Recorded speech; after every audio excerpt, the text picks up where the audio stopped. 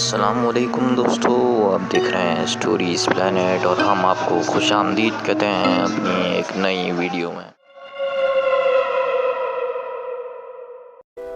دوستو، ہم نے پچھلی ویڈیو میں دیکھا تھا کہ شاہد کچھ اس طرح کا اپنے روم میں دیکھتا ہے جس کو دیکھ کر وہ کافی زیادہ ڈر جاتا ہے۔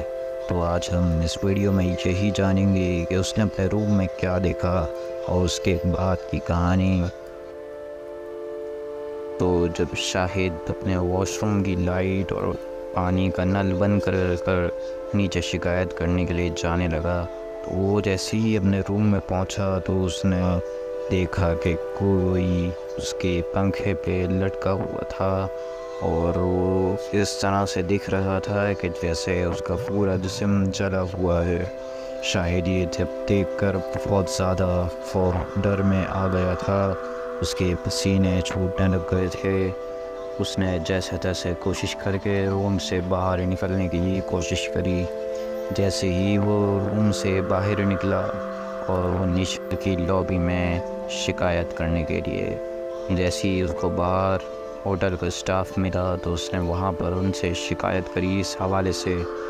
تو انہوں نے جا کر وہاں پر دیکھنے کا فیصلہ کیا کہ واقعی شاید سچ بول رہا ہے یا پھر یہ کوئی اس کی انوکھی چال ہو سکتی ہے۔ تو جیسے ہی اسٹاف نے جا کر شاہد کے روم میں دیکھا تو وہاں پر ایسا کچھ بھی نہیں تھا، سارا کچھ نارمل چل رہا تھا اور جس طرح سے شاید اپنے روم کو چھوڑ کر گیا تھا ویسا کا ویسا ہی تھا۔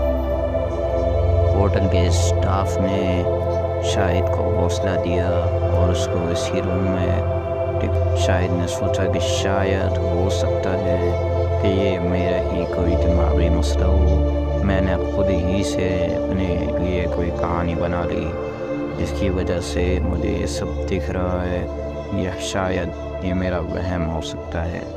اب کافی زیادہ رات ہو چکی تھی، شاہد نے سونے کا فیصلہ کیا اور وہ جا کر سو گیا۔ شاہد جب سو گیا تو اچانک سے ہی اس کی آنکھ کھلی تو اس نے سامنے وہی منظر دیکھا جو اس نے کچھ دیر پہلے سونے سے دیکھا تھا، یعنی کہ اس نے اسی آدمی کو اسی طرح پنکھے پر لٹکے ہوئے دیکھا اس نے پہلے دیکھا تھا۔ دیکھ کر شاہد کافی زیادہ ڈر میں آ گیا۔ شاہد کو اب اس بات پر یقین ہو گیا تھا کہ یہ اس کا وہم نہیں ہے، اب یہ کچھ اصلی ہی ہے۔ سے ہی وہ چیز شاہد کی نظروں کے سامنے سے غائب ہو گئی اور دکھنا بند ہو گئی۔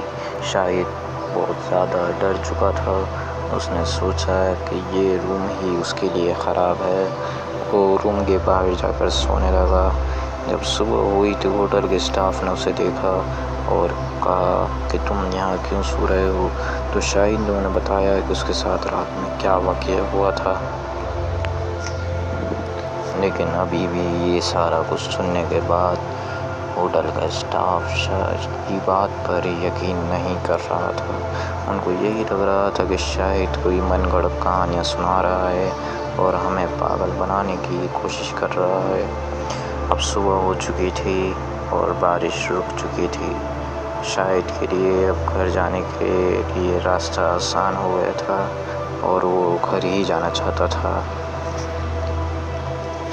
اور شاہد کی طبیعت بھی کافی زیادہ بگڑ چکی تھی۔ بہرحال شاہد اپنے گھر صحیح سلامت پہنچ گیا اور اس نے اپنے گھر پر جا کر یہ بات ابھی کسی کو بھی نہیں بتائی کہ کہیں گھر میں اس کے لیے کوئی پریشان نہ ہو۔ وہ سو گیا کیونکہ اس کی نیند پوری طرح سے پوری نہیں ہوئی تھی۔ جیسے ہی وہ سو کر اٹھا تو جو اس نے دیکھا وہ کافی زیادہ حیران کن تھا۔ اس نے دیکھا کہ اس کے تمام فیملی ممبرز اس کے ارد گرد بیٹھے ہوئے ہیں اور اس کی والدہ اس کے پاس بیٹھ کر قرآن کی تلاوت کر رہی ہیں۔ شاہد نے اپنی آنکھ کھولنے کے بعد سب سے پہلا یہی سوال کیا کہ یہ سب کیا ہے؟ تو شاہد کے گھر والوں نے جواب دیا کہ تم جب سے سوئے ہو پوری رات بھر کچھ عجیب سی یہ حرکتیں کرتے ہو، کبھی زور زور سے ہنستے ہو تو کبھی زور زور سے روتے ہو۔ دوستو، کیا لگتا ہے کہ شاہد کے ساتھ کیا ہوا؟